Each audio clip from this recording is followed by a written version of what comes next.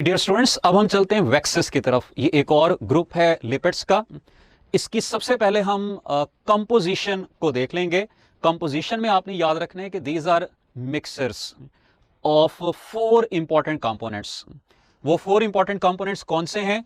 Number one, these are mixers of long chain alkanes, और alkanes यहां पर होंगे C25 से C35 विद ऑड नंबर, यानी 25 कार्बन, 27 कार्बन, 29, 31, 33 और 35, ये अल्केन्स एग्जिस्ट करते हैं। उसके अलावा they contain alcohols, ketones and esters of long chain fatty acids. Waxes की composition molecule to molecule vary करती है।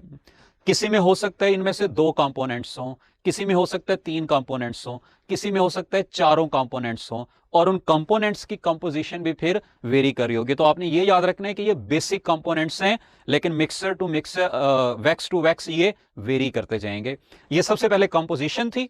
रोल को अगर हम देखें तो आपने याद रखना है कि जितने भी लिपिड्स के ग्रुप्स हैं उनमें से अगर आपसे पूछा जाए कि सबसे ज्यादा हाइड्रोफोबिक नेचर किनकी है, ये वैक्सेस की है। और इसीलिए सबसे बेस्ट वाटर प्रूफिंग लिपिड्स के अंदर जो प्रोवाइड करते हैं वो कौन है? ये वैक्सेस हैं। जैसा कि आप क्यूटिकल की एग्जांपल को पढ़ते हैं, लीव्स के अराउंड, एनिमल्स के अराउंड, वो वाटर लॉस से प्रिवेंट करती है।